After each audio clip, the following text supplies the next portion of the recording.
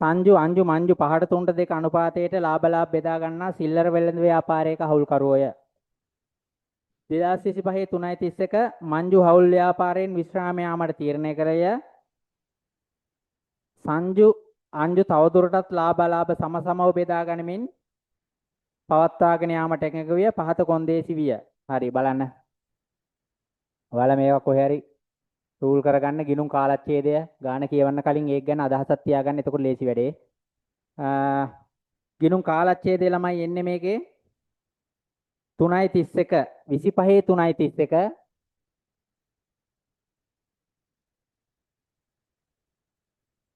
20යි 24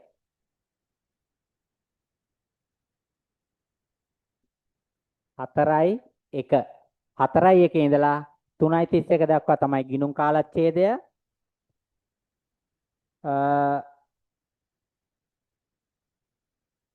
මංජු අයින් වෙනවා කවද්ද ළමයි? මෙන්න මේ දවසේ මංජු ඉවත් වෙනවා. ඔන්න ඔහොම පොඩියට හවුල් ව්‍යාපාරයක් ගානක් හදනකොට ඔයා පොඩියට පේපර් එකේම හරි කොහේ හරි පොඩි එකක් දාගන්න. ඒක දාගන්න යන වෙලාවට වැඩිය ලොකු වෙලාවක් ඔයාට ඉතිරි වෙනවා. මොකද මේක ගැන සමස්ත අදහසක් තියෙනවා. ඉන්න හවුල් කරුවෝ තුන්දෙනා සංජු අංජු මංජු. එතකොට පුතා මේ හවුල් ව්‍යාපාරයේ මෙන්න මේ තුන්දෙනාගම සංජු අංජු මංජු කියන තුන්දෙනාගම තමයි හවුල් ව්‍යාපාරය 20යි 24 4යි 1 ඉඳලා 20යි 25 3යි 31 දක්වා මේ තුන්දෙනාම පවත්වාගෙන ගිහිල්ලා තමයි මංජු අයින් වෙන්නේ අවසානයේ. ගිනුම් කාලච්ඡේදයක් අවසානයේ අයින් වෙනකොට අපි දන්නවනේ කොහොමද කරන්න කියලා. සාමාන්‍ය පරිදි ව්‍යාපාර කටයුතු කරගෙන යනවා. තුන්දෙනාටම ලාභ හෝ අලාභ ප්‍රකාශය හදනවා. විසර්ජනයත් කරනවා. ඒව ඔක්කොම කරනවා. ඊට පස්සේ ඒ කරලා ඉවරලා තමයි මංජු අයින් වෙන්නේ. එතකොට તો යන්නේ අවුරුද්දෙම ඉඳලා ලාභයත් උපයලා තමයි එයා යන්නේ. එතකොට මංජු අන්තිම දවසේ අයින් වෙනවා කියන්නේ මූල්‍ය තත්ත්වයක ඊට පස්සේ කරන්න ඕන මංජු විශ්‍රාම යාම ගැළපීම් කරනවා. මංජු විශ්‍රාම යාම ගැළපීම් කරනවා. ඒ තුලදී එයාගේ මොනවා හරි හිමිකම් කොටසක් තියෙනවා නම් මේ ව්‍යාපාරයෙන් උපයාගත්ත ඒ ටික දෙන්න ඕන මෙයාට යන්න. එතකොට අපිට කරන්න වෙන දේවල් තමයි එදාට සටහන් නොවූ කීර්ති නාමයක් තිබ්බොත් ඒක සටහන් කරනවා. ඊට පස්සේ ණයක් හරි මොකක් හරි යා ව්‍යාපාරට දීලා තිබුණොත් ඒක ප්‍රාග්ධන ගිණුමට මාරු කරනවා. කෙටියෙන් ලියන්නේ ණය මාරු කරනවා. ඊට පස්සේ බෙදා නොගත් ලාභයක් වෙනවා නම් ඒකත් දෙනවා. තියෙන්න පුළුවන්නේ. බෙදා නොගත් ලාභයක් තිබුණොත් ඊට අමතරව තව මොනවා හරි මෙයා මේ ව්‍යාපාරයේ තුල මෙයාගේ දෙයක් තියෙනවා නම් ඒ ටික අපි රැස් කරලා එයාට දෙන්න ඕන. එතකොට මෙයාව අයින් කරනකොට කොහොමද වෙන්නේ? එයාගේ කොටස එක්ක මුදලින් ගෙවන්න පුළුවන්. එක්ක ණය ගිණුමකට මාරු කරන්න පුළුවන්.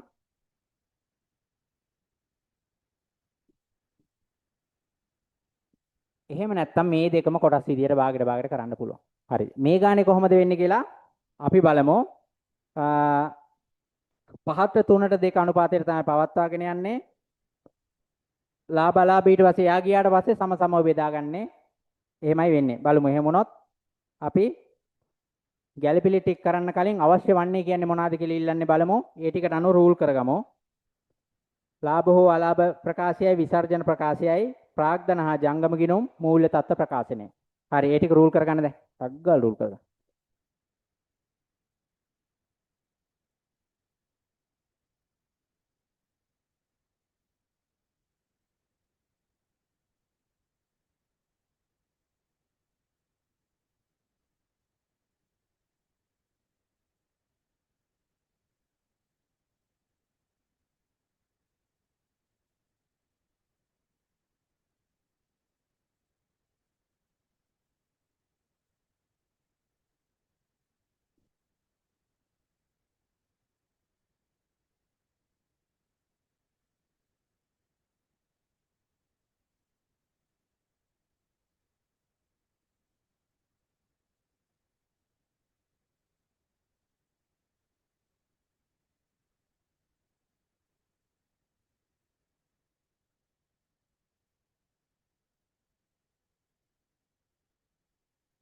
මූල්‍ය තත්ත්වයක මම පොඩියට ගහන්නේ මේ ඊට මදි වුණොත් බලමු.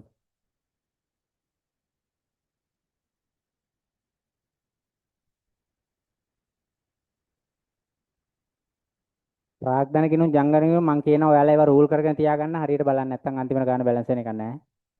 හරි. නම් කරගන්න. සංජු අංජු මංජු හවුල් ව්‍යාපාරය.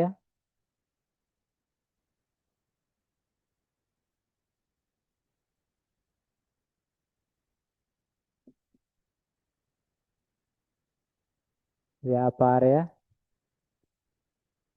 20යි 25 3යි 31 දිනෙන් අවසන් වර්ෂය සඳහා ලාභ හෝ ප්‍රකාශය. ඒකෙම කැලලම් මන් තියුවා ලාභලා හෝ අලාභ ප්‍රකාශය හරියටම ගහගන්න ඕන නිසා මේ පැත්තෙන් මූල්‍ය තත්ත්ව ප්‍රකාශය මෙහෙන් දාගන්න. පිරිවැය සමුචිත ෂය ශුද්ධ අගය.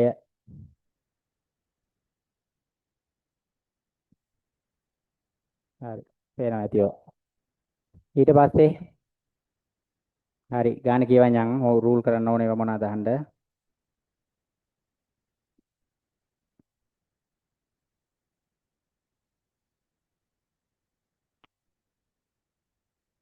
උඩින්ම විකුණුම් දාගන්න. විකුණුම් දාගන්න අඩු කරනවා. විකුණුම් පිරිවැය ආරම්භක තොගය ගැනුම් අවසාන තොග ඊට පස්සේ දල ලාභය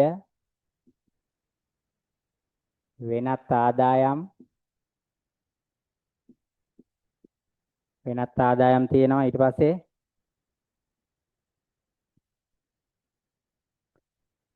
බෙදා හැරීමේ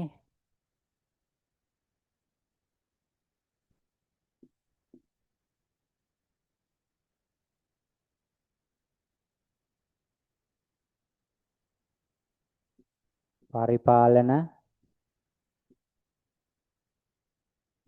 වෙනත් මූල්‍ය විසර්ජනයේ ඊට මැද නිසා පහළටම ගහගමු right. මේ පැත්තේ ජංගම නොවනවත්කම් ජංගමවත්කම්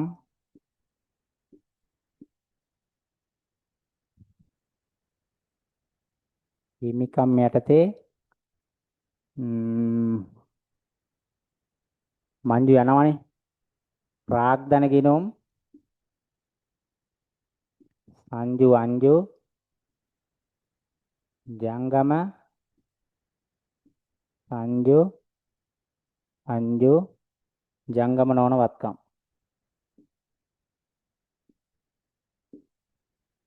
ජංගම වත්කම් කෙටියෙන් ලියනවා ඉඩමදී.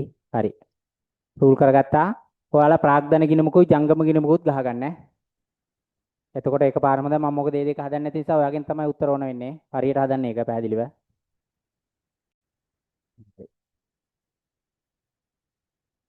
ඉක්මනට රූල් කරගන්න. මට වඩා ඉක්මනට ඔයාලට පොතේනේ ටක් ගාලා රූල් කරගන්න පුළුවන්. හරි මං ගාන කියවනවා. ඔයාලා රූල් කරලා නැත්නම් රූල් කරගන්න එතකන්. පැරණි හවුල් ගිවිසුමේ සඳහන් වූ ආකාරයට ප්‍රාග්ධන පොලිය 10%ක් ගෙවීම සෑම හවුල්කරුවටම වාර්ෂික රුපියල් 40000ක වේතනයක් හිමිකම් ලබයි.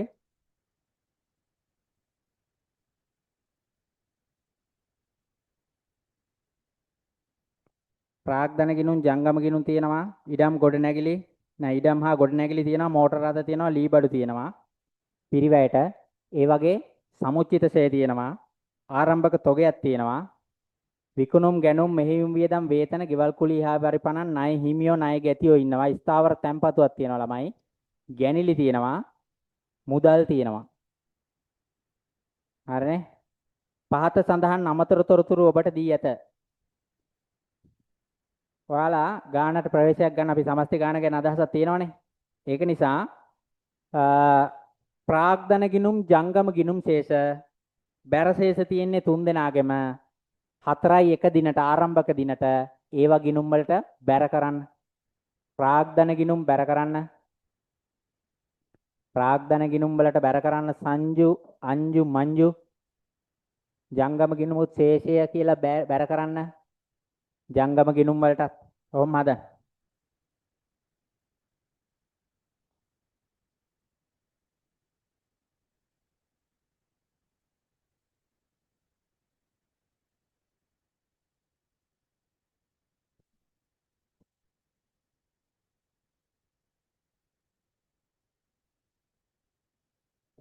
හරිද? හරි. ඊළඟට ශේෂ පිරික්සුම මේ විදිහට තියෙද්දිම අපි යන් ගැළපිලි වලට. ශේෂ පිරික්සුමේ තියෙන අයිටම් ගැන පොඩ්ඩක් ඒවා එක සැරයක් කියව ගන්න. එතකොට ඔයාට අදහසක් තියෙනවා ගාන. ඔන්න මේ අයිටම් තියෙනවා කියලා. ඔය මතක හිටිනවා එකපාරක් දෙපාරක් කිව්වම 2025 3:31ට දිනට තොගේ 75000කට අගය කරාලු. ඊට පස්සේ දෙවෙනි ගැළපුමේ කියනවා පිරිවැය 10000ක් වූ භාණ්ඩ 20000කට ඉන්වොයිස් කර විකිණීමේ හෝ ආපසු මේ පදනම් මත ගණදෙනුකරුවෙකු වෙත 25 2.1 දින යවන ලද අතර මෙම භාණ්ඩ වැරදීමකින් ව්‍යාපාරයේ පොත් කළ විකුණුම් ලෙස සටහන් කරලලු. නමුත් 3:31 දින විට මෙම තොගයෙන් 150ක් පමණක් විකුණා තිබුණලු. විකිණීමේ හෝ ආපසු වීමේ ගැළපුම ගෙවිය යුතු ගෙවල් කුලී 5000යි ස්ථාවර සම්පත සඳහා ලැබිය යුතු පොලි 20000යි උපචිත වියදමක් සහ ලැබිය යුතු ආදායමක් ෂෙයා කිරීම තියෙනවා පහත ආකාරයට මෝටර රථ 120යි ලී බඩු හා සවි කිරීම 10%යි. ඊට පස්සේ බැංකුවකින් ලද 25/3/31ට බැංකුවෙන් ලද විස්තරය අනුව 1,70,000ක් පොත් තබන්නා පහත පරිදි බැංකු සැසඳුමක් පිළියෙල කරලා තියෙනවා. බැංකුවෙන් ආපු බැංකු ප්‍රකාශය 1,70,000ක් තියෙනවලු. පොත් තබන්න කියන්නේ මේ බුක් කීපර්ස්ලා කියන්නේ ඔය මේ account කරන කෙනෙක් 1,00,000 ශේෂ බැංකු සැසඳුමක් හදලා ඒකේ මුදල් පොතට අනුව ශේෂය 1,50,000ක් කියලා අරන් තියෙනවා. ඊට පස්සේ 6 වෙනි ගැළපෙල්ලේ තියෙනවා මංජුට ගෙවිය යුතු ණය ගෙවිය යුතු මුදල ණය ගිණුමකට මාරු කිරීමටත් ඒ සඳහා වාර්ෂිකව 10%ක පොලියක් ගෙවීමටත් එකඟ වුණාලු. 7 වෙනි එකේ කියනවා 25/3/31 දින හවුල් ව්‍යාපාරයේ කීර්ති නාමයේ ලක්ෂ 6කට ඇස්තමේන්තු කරලා කීර්ති නාමයේ වත්කමල් ලෙස පොත්වල හඳුනා නොගන්නා අතර ඒ සඳහා සියලු ගැළපීම් ප්‍රාග්ධන ගිණුම් මගින් සිදු කරනවලු. හරි කීර්ති නාමයේ කියලා වත්කමක් නැහැ. ඒක ප්‍රාග්ධන ගිණුම් මගින් රහර බැර කරලා ගලපලා දානවලු. හරි. මෙතන අපි මෙන්න මේ 1 2 එකට කරන්න වෙන්නේ පුතා අවසාන තොගයක් දීලා තියෙනවා 75000ක් ෆිසිකලි තිබුණු තොගේ ගබඩාවේ ඔය තියෙන්නේ. ඊට පස්සේ විකිණීමේ හෝ ආපසු වීමේ කතාවක් කියනවා. හොඳට අහගන්න ඕක ලේසියෙන්ම පුළුවන් එකක් ඈ. අවසාන දවසට තොගේ මම මෙතන නිකන් ලියනවා 75000ක් තියෙනවා අපේ පොත්වල. පොත් මේ අපේ ගබඩාවේ. ඕක දැක්ක ගමන් ඕක අදාළ තැන් වලට දාගන්න එපා. ඒකත් එක්ක තොගයත් එක්ක එන ගැළපිල්ලක් තියෙනවා විකිණීමේ හෝ ආපසු වීමේ පදනම මත. පිරිවැය 10000ක් වූ භාණ්ඩ 20000කට විකුණලලු.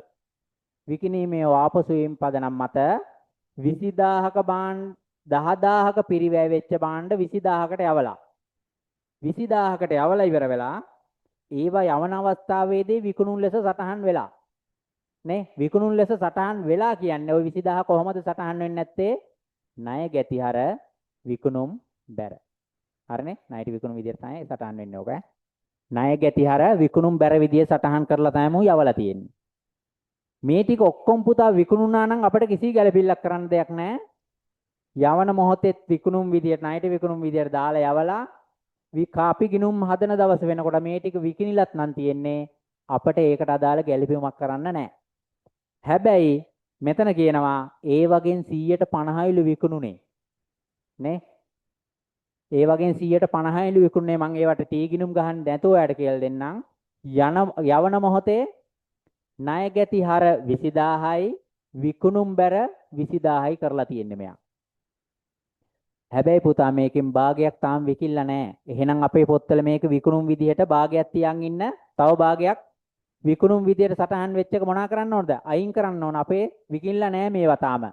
එහෙනම් විකුණුම් හර ණය ගැති බැර හරි අඩක් 150ක්. ඒ කියන්නේ විකුණුම් වටිනාකම 20000යි ඒකෙන් හරි අඩක්. හරි අඩක් ආය විකුණුම් වලින් මොනා කරන්න ඕනද? අඩු කරන්න ඕන. ණය ගැතියොන්ගෙමුත් අඩු කරන්න ඕන. ඒක අපි කරලා එමු අවසන් තොගයට දාන්න කලින්. මෙතන කීය දෙන්නේ? විකුණුම් 10000ක් එහෙනම් අඩු වෙන්න ඕනේ. විකුණුම් දසලක්ෂ 10000ක් තියෙනවා.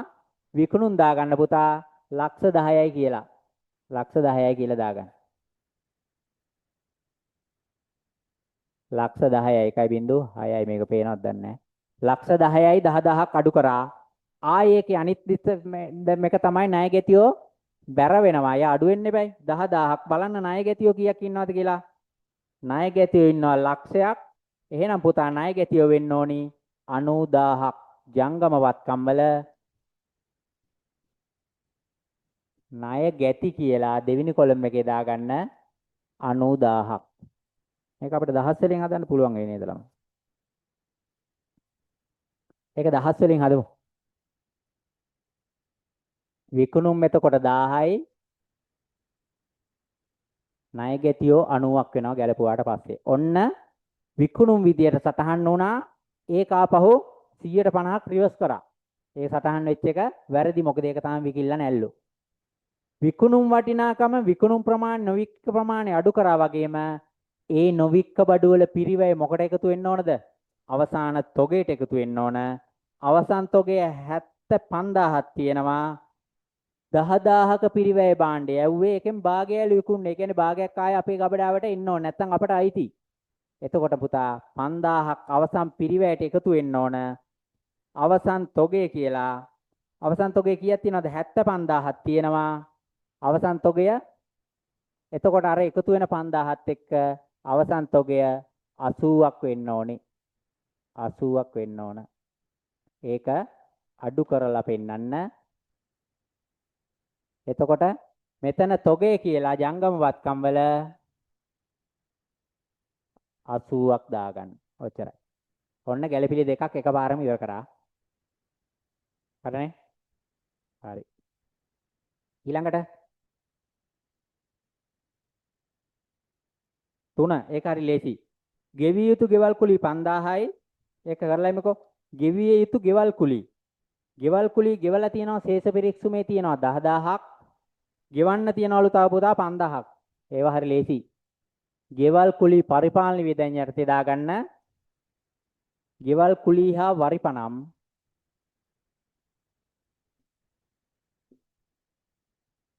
ගෙවල් කුලී 10000ක් තියෙනවා. තව 5000ක් ගෙවන්න තියෙනවා. ඔක්කොම එතකොට 15000යි. ඒකෙන් 5000ක් ගෙවන්න තියෙන ඒවලු. ජංගම වගකීම් මෙතනට දාගන්න.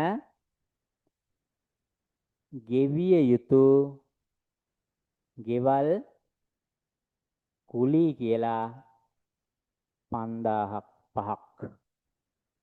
හරි මැදින් දාගන්න.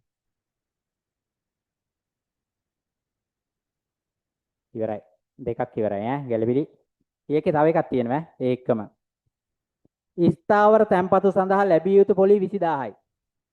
ස්ථාවර තැන්පතු සඳහා ලැබිය යුතු පොලිය 20000යි. ස්ථාවර තැන්පතු කීයක් තියෙනවද? ස්ථාවර තැන්පතු ලක්ෂ දෙකක් තියෙනවා. පොලි දීලා නැද්ද? පොලි ලැබිලම නැද්ද කීයක්වත්? පොලි ලැබිලම නැහැ. ශේෂ පරික්ෂුමේ ලද පොලි හරි මොකක් හරි කීයක්වත්ම නැහනේ. ඒ කියන්නේ 20000ම හම්බ වෙලා නෑ. 20000ම කියන්නේ කාලච්ඡේදයට අදාළ ප්‍රමාණය. ඒක ලැබිලත් නැල්ලු. එහෙනම් ඔතන ස්ථාවර තැන්පතුව මෙතින් දාගන්න ලක්ෂ 2යි. ස්ථාවර තැන්පතු ලක්ෂ 2යි කියන්නේ 200යි. වෙනත් ආදායම ස්ථාවර තැන්පතු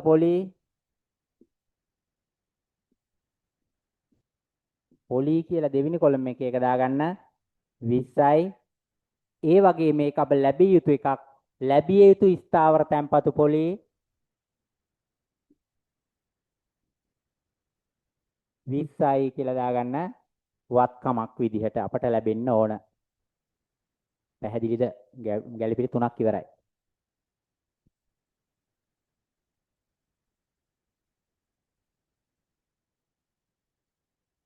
හරි. ඊළඟට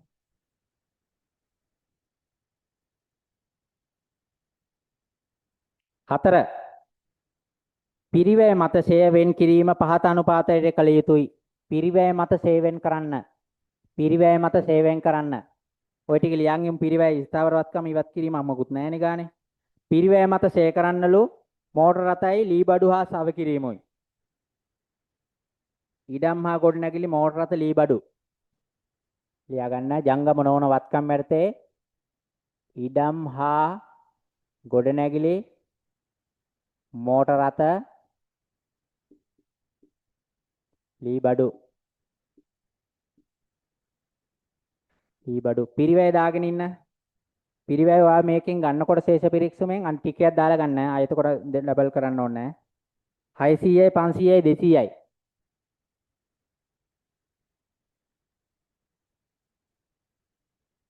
200යි. දැන් ෂේ කරන්න. පිරිවැය මතනේ. පිරිවැය මත ෂේ කරන්න පුතා. ලී බඩු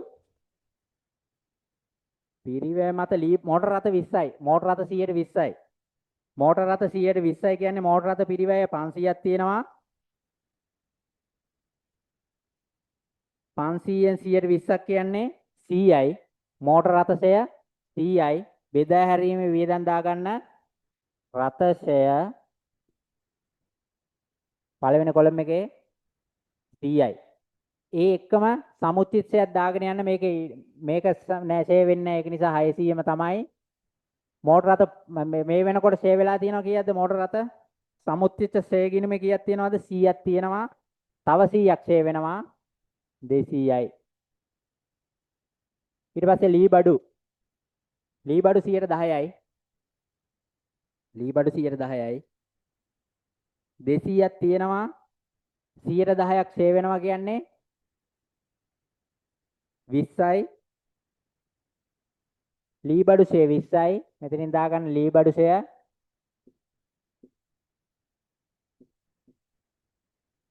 20යි. සමුච්චිත ෂේ වලට යන්න මේ අවුරුද්දේ 20යි. කලින් ෂේ වෙලා තියෙනවා 50ක්. ඔක්කොම 70යි.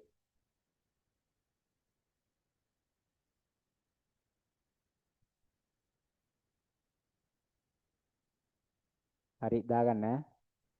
මේක මම මෙතනම දාන්නම්. ඔයාලා ලියා ගන්නකන් 300යි 130යි.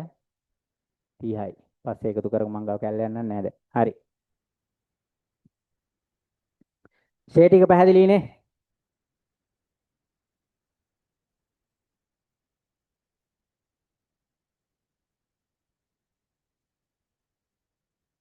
හරි.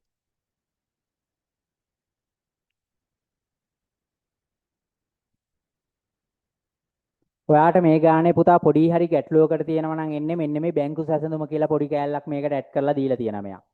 හරිද? බැංකු සැසඳුම කියලා මේකක් ඇඩ් කරලා දීලා තියෙනවා. එන්නේ ඒක තමයි පොඩි හරි අවුලකට ආවොත් එන්නේ. හොඳේ. ඒක නිසා බලා ගන්න ඒකේ මේ ඇති දෙයක් නැහැ. අර විස්තර ටිකම තමයි වෙනස් විදියකට පොඩ්ඩක් දීලා තියෙනවා. මේකේ වෙලා තියෙන්නේ මොකද්ද? බැංකු විස්තරයට අනුව 1.70ක් තියෙනවා ශේෂ පිරික්සම ගෙනල්ලා බැංකු ප්‍රකාශය ඇවිල්ලා බලනකොට නේ. බැංකු ප්‍රකාශය කියන්නේ මොකද්ද? ඒක කොහොමද එන්නේ? ඒක ඇයිද කියන්න අපි දන්නවා. ඒව 아무තින් කියන්න ඕනේ නැහැ. බැංකු ප්‍රකාශය ඇවිල්ලා බලනකොට ඒකේ තියෙන පුතා 1.70ක්. හොඳේ. ඊට පස්සේ මුදල් ගිණුමට අනුව ශේෂ මේ හදපු කෙනා එයා කොහොම හැදුවත් හරි එයා සංශෝධිත මුදල් ගිණුමක් දාලා කොහොම හැදුවත් මොනවාද මේ කරලා තියෙන්නේ?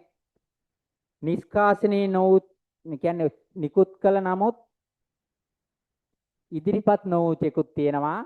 තැන්පත් කළ නමුත් උපලබ්ධි නොවූ චෙකුත් තියෙනවා. මේවා පුතා කාලච්ඡේදයේ ආදායම් වියදම් වලට කිසිම බලපෑමක් නැහැනේ. අපි චෙක් එකක් නිකුත් කරලා ඒක බැංකුවෙන් තාම අප්ඩේට් වෙලා නැහැ.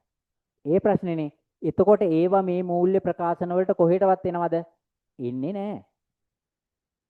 අපි හිතන්නකෝ විදුලි බිලකට රුපියල් 5000ක චෙක් එකක් ලියලා ගෙව්වා. ඒක පුතා අපේ ගෙවනකොට අපේ මේ මුදල් ගිණුම් වල අපි දාගෙනනේ තියෙන්නේ. ඒක තාම අප්ඩේට් උනේ නැහැ, ගෙවීම සඳහා ඉදිරිපත් උනේ නැහැ කියන එක අපේ ආදායම් වියදම් වෙනස් වෙන්න බලපානවද?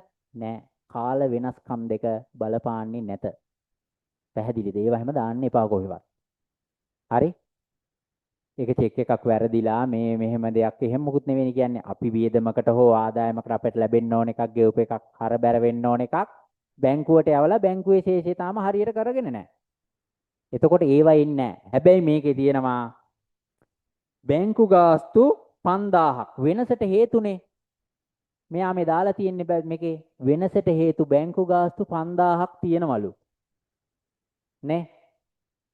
බැංකු ගාස්තු 5000ක්. මෙයා සැසඳුම හදනකොට එයාගේ එක අඩු කරලා බැංකු ප්‍රකාශයට අනුවනේ මේ බැංකු සැසඳුම හදලා තියෙන්නේ. ගන්න තේරෙන්නේ නැත්නම් කතා කරලා කියන්න මම ආයෙ කියනවා. බැංකු සැසඳුම හදලා තියෙන්නේ බැංකු ප්‍රකාශයට අනුව. එතකොට බැංකු ප්‍රකාශනයේ ශේෂය තමයි උඩ තියෙන්නේ. එතකොට ඒකෙට මෙයා පුතා 5000ක් එකතු කරලා කියලා කියන්නේ අපේ ගාණ හොයන්න. මේක තාම අපේ ගාණෙන් අඩු වෙලා නැති නිසා නේද මෙයා එකතු කරන්නේ. බැංකු ගාස්තු 5000ක් තියෙනවා. මේක අපේ පොත්වල ගැලපෙලා නෑ. ඒකනේ මේ වෙනසට හේතුවක් විදිහට දාලා තියෙන්නේ. එහෙනම් පුතා බැංකු ගාස්තු කියන වියදම අපේ පොත්වලට ගන්න ඕන. පැහැදිලිනේ? බැංකු ගාස්තු කියන වියදම ගන්න ඕන. සර් එතකොට ඕක මේ සංශෝධනය කරන්න ඕනද මුදල් පාලන ගිණුමත් ඔය බැංකු ගාස්තු දාලා නෑ. මෙතන පුතා ගානේ දීලා තියෙනවා මුදල් ගිණුම සංශෝධනය වීමක් ඔටෝ වෙනව නේද මේ සැසඳුම හදනකොට.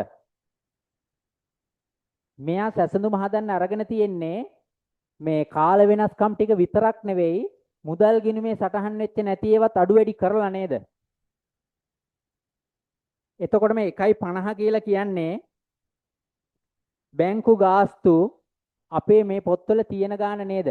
තියෙන ගාණ කියන්නේ අපේ තියෙන්න ඕන ගාණ නේද? මම මේක මොකක්ද ලිව්වේ? ඒක අයින් කරනවා. හිතන්නකෝ මෙහෙම. බැංකු ප්‍රකාශ විස්තරයට අනුව ශේෂය 1.70ක් තියෙනවා. ඊට පස්සේ බැංකු ගාස්තු 5000ක් එයා අඩු කරලා බැංකු ගාස්තු කීයක්ද? 5000ක්. හරිද? බැංකු ගාස්තු 5000ක් එයා අඩු කරගෙන. එතකොට කොහමද ඒක මූල්‍ය වියදම් වලට දාගෙන ඉන්නකො 5000.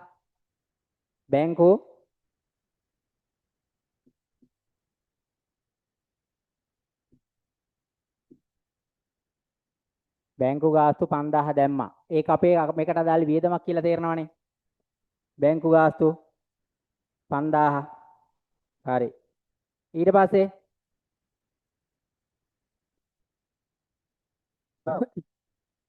මුදල් ගිණුමක් අපි ගහගමුද? ඔයාලට කියලා දෙන්න ලේසියෙන් මට මෙතන ඉඳි නැති කේස් එක තමයි තියෙන්නේ.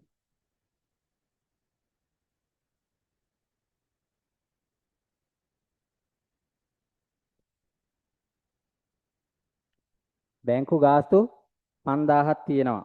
මම පොඩියට මෙතන මුදල් ගිණුමක් ගහන්නම්. ඔයාලා පස්සේ මකල් දානවා.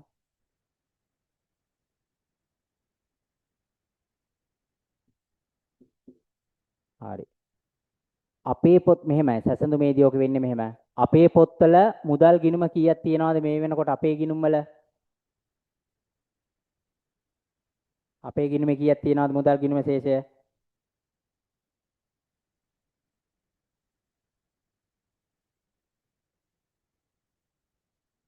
1.50ක් තියෙනවා හර ශේෂයක්. මම ලියන්නේ ඉලක්කම් විතරයි ලියන්නේ 150ක් හර ශේෂයක් තියෙනවා.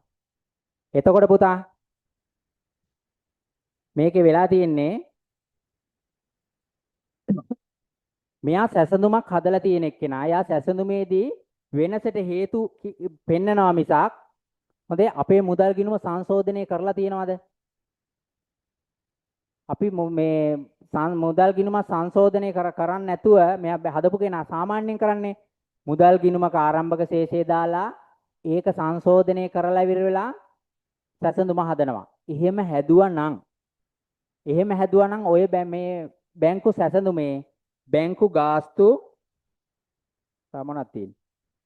ස්ථාවර තැන්පතු ණය ගති ප්‍රේෂණ ස්ථාවර නියෝග මත ගෙවීම් ඔය ටික සැසඳුමට එන්නේ. ඒක යන්නේ මෙන්න මේ ශේෂයේ සංශෝධනය කරන්න. හරිද? එතකොට ඔතන පළවෙනි එක ගන්නකො වැඩි කාලේ ගන්න ඕනේ නැහැ. රුපියල් 5000ක බැංකු ගාස්තුවක් බැංකුව අඩු කරගෙන තියෙනවා.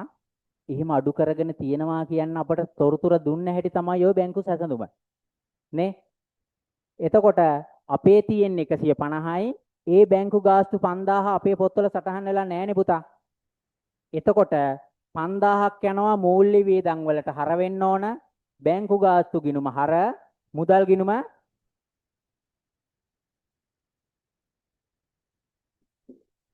පැහැදිලිද ඒක?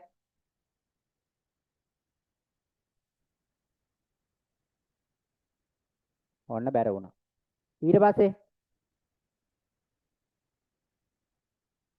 ඊට පස්සේ තව මොකක්ද දෙන්නේ? ඒවා දෙක මුදල් ගිණුම සංශෝධනය කරලා හදා ගන්නකො වෙන මුදල් ගිණුමයි. ඒ එක්කම හැබැයි අනිත් ඒවාට බලපාන එකක් දාන්න ඕන. ඔන්න මම බැංකු ගාස්තු විතරයි දැම්මේ. බැංකු ගාස්තු දැම්මා 5000.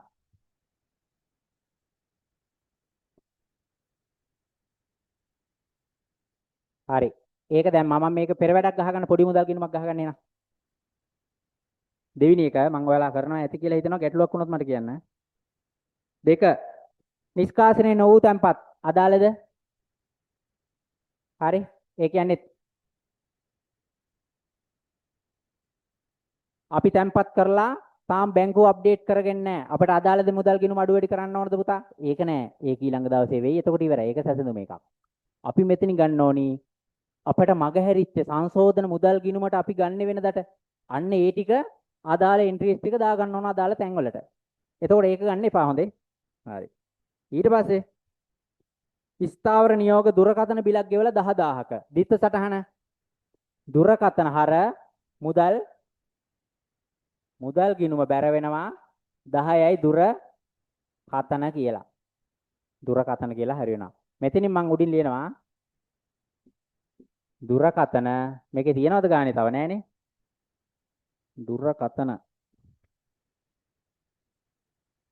දුරකථන නෑ ශේෂ පරීක්ෂමයේ ගෙවලම නෑ. දුරකථන 10යි.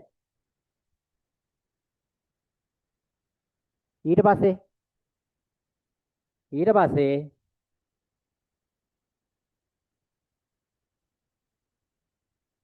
ණයගැති ප්‍රේෂණ තියෙනවා 20000ක්. ණයගැති ප්‍රේෂණ 20000ක්. ණයගැතියෝ කෙලින්ම සල්ලි දාලා බැංකුවට. මුදල් හර ණයගැති බැර වෙනවා. ණයගැති බැර වෙනවා. අපි ඉස්සලා දැම්මද ණයගැති ශේෂය? නෑනේ. ණයගැති අතන දාලා තියෙන්නේ. ණයගැති බැර වෙනවා 10000ක්. ණයගැතියෝ බැර වෙනවා 10000ක්. ණයගැතියෝ කීයක් ඉන්නවද? 20000ක් ඈ. ණයගැතියෝ බැර වෙනවා 20000ක්. මේ ණයගැතියෝ 90ක් අපි ඉස්සලා දාගත්තා. ඔක ගැන අදහසක් නැතුව ණයගැතියෝ කීයක් වෙන්න ඕනද ළමයි? 70ක් වෙන්න ඕන. ණයගැතියොන්ගෙන් අඩු වෙන්න ඕන. උන් සල්ලි දාලා. එතකොට අර 90ම ඉන්නේ නැහනේ. 70යි වෙන්නේ. ඒක බලා ගන්න. අර ඉස්සලා ගැලපුම කරනකොට අපි 90 දැම්මට මේ ගැලපුමේදී ආයු වෙනස් වෙනවා. මෙතෙන්ට දැම්මා එච්චරයි. ඒක ආදායමක් වේදමක් නෙවෙයි. මෙයාට එන්නේ නැත. දැන් ඔන්න මුදල් ගිණුම ඔයාලට තුලනය කරගත්තොත් මුදල් ගිණුමේ ශේෂය එනවා 170යි 15ක් ගියා කියන්නේ 155යි. මුදල් කියලා අපි ගන්න ඕන මෙන්න මේ 155. ඔයිට අදාළ එහාටයි මුදල් ගැන සම්බන්ධව නෑනේ. සම්පූර්ණ ගන්න ණය ගිණුමකට මාරු කරන එකනේ කරන්නේ. හරි. පුතා මුදල් කියලා දාන්න ජංගම වත්කමක් ඇතුලේ 155යි. මුදල් 155යි. මම මේක මකනවා. ඔයා මේක අනිවාර්යෙන් පෙර වැඩක් ගහලා හදා ගන්න.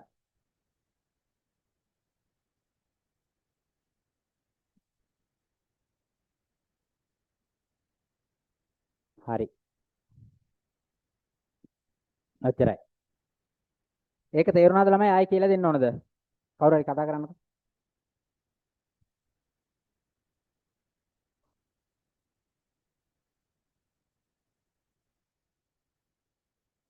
ඒක අවුලක් නෑ සර්. ඒක ඒක තේරුණා. ගැටලුවක් නෑනේ. හරි. ඔන්න එච්චරයි. ඊට පස්සේ තියෙන්නේ මෙන්න මේ 6 මංජු එයා යන එක්කෙනානේ. එයාගේ ණය ගිණුමකට මාරු කරන්නත් ඒ සඳහා 110ක පොලියක් ගෙවන්නත් කතාව. ගිණුම් කාලච්ඡේදය අවසාන යන්නේ පුතා පොලියක් ගෙවන්න ඕනද? එතකොට ඕන වෙන්නේ නෑ. හදිසිය හරි මුලදී ගියා නම් ඕකට පොලිය ගණනය කරන්න ඕන. එතකොට එයා ඉවත් කරන්න කලින් ඒක අන්තිමටම කරන්න තියෙන්නේ. එහෙනම් අපි මේක තුලින් කීර්තිනාමය ගලපන එක ප්‍රාග්ධන ගිණුම තුලින් කරලා එමු. එහෙනම් ප්‍රාග්ධන ගිණුම තුලින් කරන්නකෝ කීර්තිනාමය ගැලපීම. මුළු කීර්තිනාමයේ ලක්ෂ 6යි. එතකොට ඒක සටහන් කරලා කීර්තිනාමයේ පොත්වල තියාගන්න නැල්ලු. එතකොට ප්‍රාග්ධන ගිණුමෙන් ගලපනවා කියලා නෙවෙයි කියන්නේ. ගලපලා බලන්න. ලක්ෂ 6ක් තියෙනවා. පැරණි අනුපාතයට බැර, නව අනුපාතයට හර. පැරණි අනුපාතය පුතා 5ට 3ට 2 බැර වෙනවා. එතකොට 10යි කියන්නේ 60යි 6 40යි 300යි 6 3 18යි 180යි 120ක් මං හිතන්නේ බලන්න කැල් තියෙන අය. බැර කරන්න හර කරන්න සමසමව 300 300.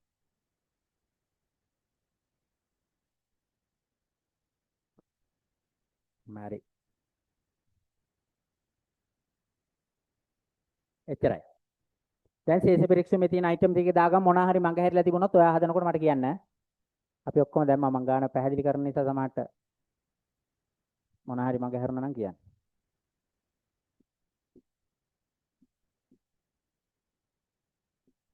දුරකතන 10යි. ඉවරයි ගැලිපිල් ටික. දැන් යන්න ශේෂ පරීක්ෂමට උඩින් ඉඳලා දාගෙන එන්න අන්තිමේ මෙයාව විශ්‍රාම යවලා ඉමු. හරිනේ.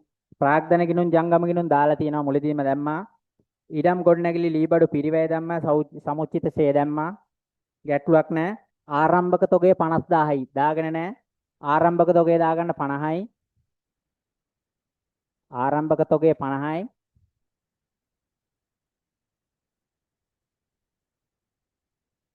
විකුණුම් ගත්තා.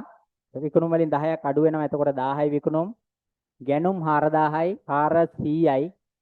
ගැනුම් 400යි. මෙහෙයුම් වියදම් 80යි. මෙහෙයුම් වියදම් 80යි. 80යි.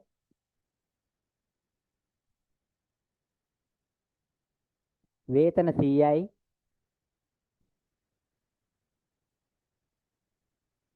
වේතන 100යි.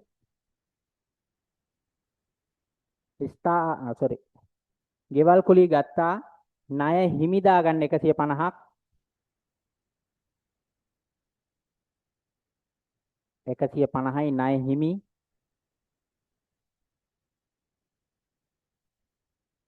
ණය ගැටියෝ ගත්තනේ. රාවණ ගැලපිලි ටිකක් ණය ගැටියෝ ගත්තා. ස්ථාවර තැන්පතු ගත්තා.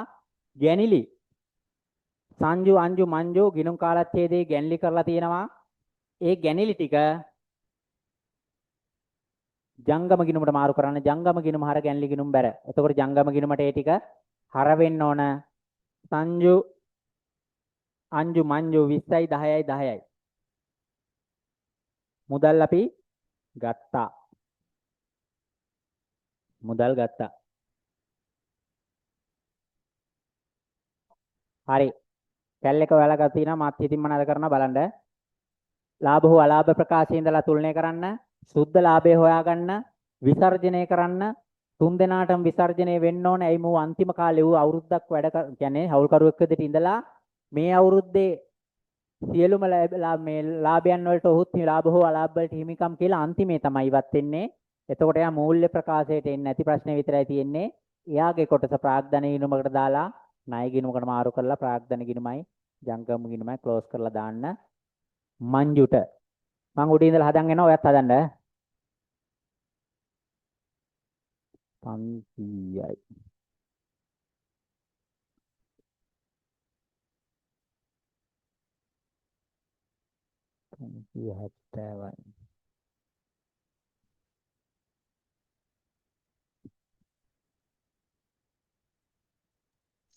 මේකේ ප්‍රාග්ධන පොලින් හදන්න ඕනි මේ කීර්තනාමේ ගැලපුවාට පස්සේනේ. නෑ. ඊට කලින්. ඔව් අන්තිමේනේ මෙයා යන්නේ පුතා. මෙයා යන්නේ ගිණුම් කාලච්ඡේදයේ අන්තිමේනේ. පැරණි හවුල් ගිවිසුමේ සඳහන් ආකාරයට මෙයා පවත්වාගෙන යනවා කියන්නේ මේ බලන්න මේ විශේෂ පරීක්ෂමට උඩින් තියෙන මේකේ පැරණි හවුල් ගිවිසුමේ සඳහන් වූ ආකාරයටම ප්‍රාග්ධනයට පොලිය 10%ක පොලියක් ගෙවනවලු. හරි. ඒ කියන්නේ මේ වෙනස් වෙන්න කලින් ගිවිසුමෙත් කොහොම තියෙන්නේ නැද්ද? ප්‍රාග්ධනයේ 10%ක පොලියක් ගෙවනවා කියලා. හරිනේ. ප්‍රාග්ධන පොලි. එතකොට ආරම්භක ගානට තමයි උතන ගන්න වෙන්නේ. කීර්තිනාමයේ අන්තිම යන නිසා ගන්න එපා. මුලදී යනවා නම් තමයි කීර්තිනාමයේ ගලපලා ඉවර වෙලා එදාට හිමිකමනේ ගලණය කරන්නේ.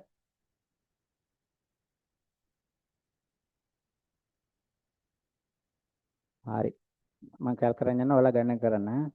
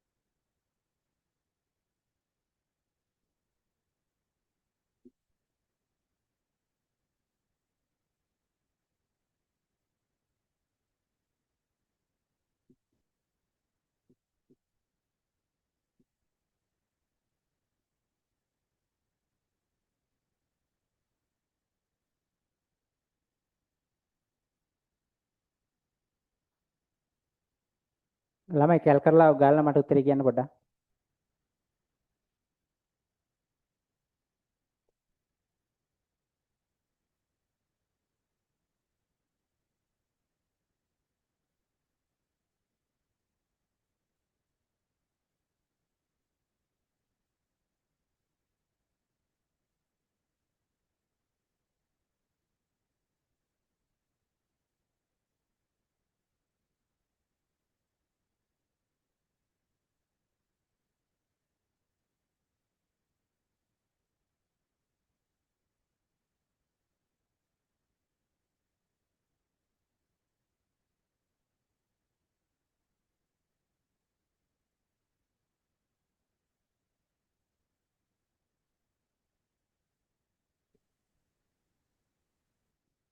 ගෝලි.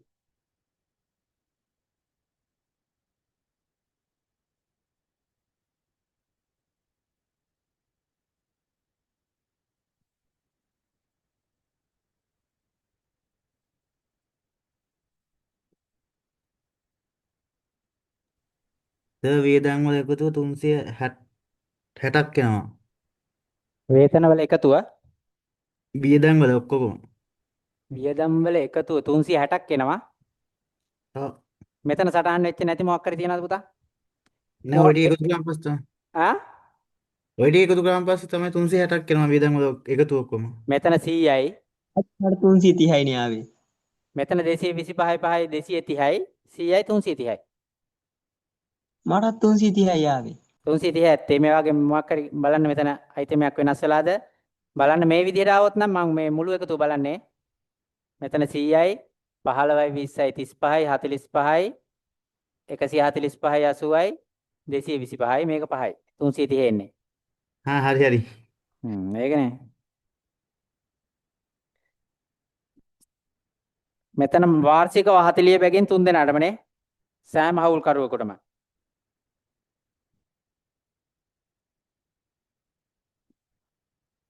120ක් අඩු වෙනවා පුතා ලාභ කොටස් එතකොට එන්නේ 100ක් බෙදෙන්න ඕනනේ 5ට 3ට 2 50යි 30යි 20යි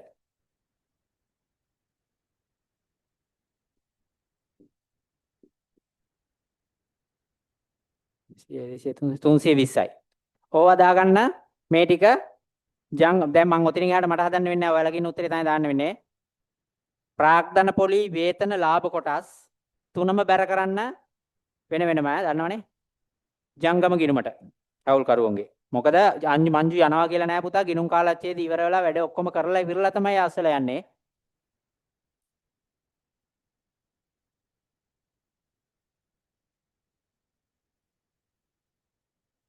මම එතකන් මේව එකතු කරන්නම් ඔයාලගේ උත්තරත් එක්ක එතකොට චෙක් කරගන්න පුළුවන්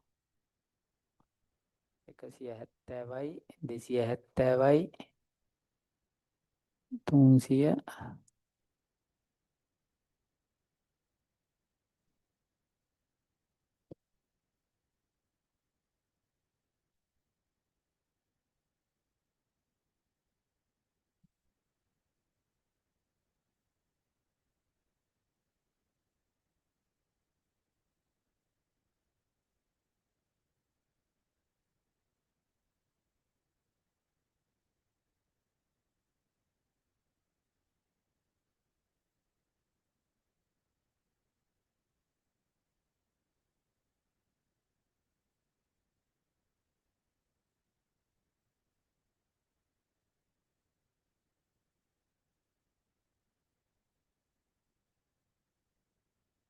ජංගම ගිණුමට ඔක්කොම දාන්න ජංගම ගිණුම තුලනය කරන්න තුලනය කරලා සංයුගයේ අංජුගයේ දෙක පාගේ අරන් ඇවිල්ලා මූල්‍ය තත්ත්ව ප්‍රකාශයේ හිමිකම් යටතට ගේන්න මංජුගේ ප්‍රමාණය ජංගම ගිණුමට මාරු ප්‍රාග්ධන ගිණුමට මාරු කරන්න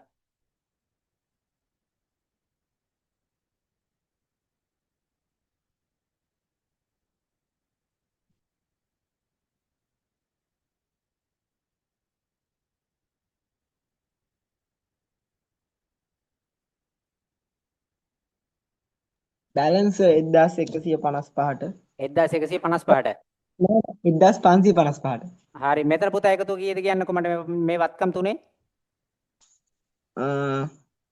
දාලා නැද්ද 1030යි 1030යි එතකොට ජංගම නොවන වත්කම් වල එකතු 1230යි නේ මේ මේක නැතුව ස්ථාවර තැන්පතු එක්ක 1230යි 1230යි හරි ඊට පස්සේ 325ක් තියෙනවා ජංගම වත්කම් නේ ඔව් එතකොට 55යි 1555යි මට මේ ටිකක් කියන්න බෝඩ් එකේ හදලා ඉවර කරන්න මේ හිමිකම් ගිණුම් වල මේ ප්‍රාග්ධන ගිණුම් වල ශේෂ කීයක් ආවද සංජු ආව 400ක් 400යි අංජු 280යි 280යි ජංගම සංජු 160යි 160යි අංජු 140යි 140යි ණය ගිණුමකට මාරු කරානේ ඔව් ණය ගිණුම මංජු කීයයි 420යි 420යි මේ ටික එකතුව 680යි මේ ටික එකතුව 300යි හරිනේ බැලන්ස් වෙනවනේ ඔව් හරි ගානේ මොනවාද අඩුපාඩු වලට තේරුන්නේ නැති මොනවා හරි අපහසුතාව තේරුන්නේ නැහැ වගේ හැංගෙන දාන්න තියනවද කොහේ හරි නැහනේ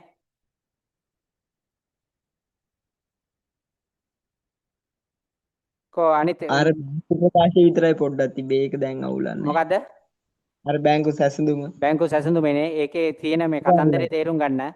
අර එවපු එකේ අපේ සටහන් වෙච්ච නැති වියදම් ගලිපු ගණන් ටිකක් තියෙනවානේ. ඒ ටික වියදම් වලට අදාළ ඒවා වියදම් වලට දා ගන්නවා මුදල් ගිණුම ඒවා සටහන් වෙලා නැහැනේ. ඒක නිසා මුදල් ගිණුමට ගැළපීම් කරගන්නවා. ඕකට සාමාන්‍යයෙන් මුදල් ගිණුමක පෙරවැඩක් ගහ ගන්න පුළුවන් ගන්නවා නම් හිතෙමුත් පුළුවන් පෙරවැඩක් ගහ ගන්න. මෙන්න මේ ණය ගැති වලට පෙරවැඩක් ණය ගැති ගිණුමක් ගහන්න මොකද ඒකට ගණදෙනු ගැළපිලි දෙක තුනක් එනවනේ පුතා. අර විකිණීමේ වාපසු වීමේ කතන්දර එනවා ඊට පස්සේ තාම මොකක් හරි තිබුණා. ඒක එනවා ණය ගැති ප්‍රේෂණ තිබුණා. එතකොට ඒවා කොහොමද ගැළපෙන්නේ කියලා. දේශන් බැලන්ස් උනාද? ඔව් සර්. එහෙනම් ගැටලුවක් නැහැනේ.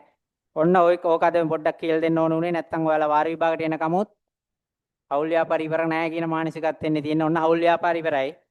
හරි. විවිධ තියරි ඔන්න මට පුළුවන් ඉතින් උපරිමයෙන් කියලා දුන්නා. ඔයාලගේ මේ මොහොතේ දැලපෙන විදියට අපිට වෙනස් කරන දිනු වෙයි. මේක එක රට දැන් ඕන බැංකු සැසඳුමක් තිබුණේ. ඔය වගේ පොඩි අපිට අන්නන්න පුළුවන් හරි අපිට පොඩ්ඩක් හිතන විදිය පොඩ්ඩක් වෙනස් කරන්න තැන් කීපයක් දෙන්න පුළුවන් ඇරෙන්න. හවුල් ව්‍යාපාර වල තියරිය පුතා උතනින් එයාට ආයෙ මොකුත් නැහැ. ගාන හොඳට කියවලා අවබෝධ කරගන්න ගණන් හදන්න පාස් පේපර් ටික මම මැසේජ් එකක් දාලා ඇති ගෲප් එකට ඒ පාස් පේපර් ටික හදන්න ප්‍රැක්ටිස් කරන්න මේ එහෙනම් ඔච්චරයි කියන්න තියෙන්නේ වැඩේ කොට දාගත්තා අනිත් වැඩ ටිකත් කරන්න මේ හවුල් ව්‍යාපාර වලට එනකන් ඔක්කොම ටික ප්‍රැක්ටිස් කරන්න මේ දවස් ටිකේ හරි එහෙනම් නවතිනවා ජය වේවා පාඩම් කරන්න කට්ටිය හොඳට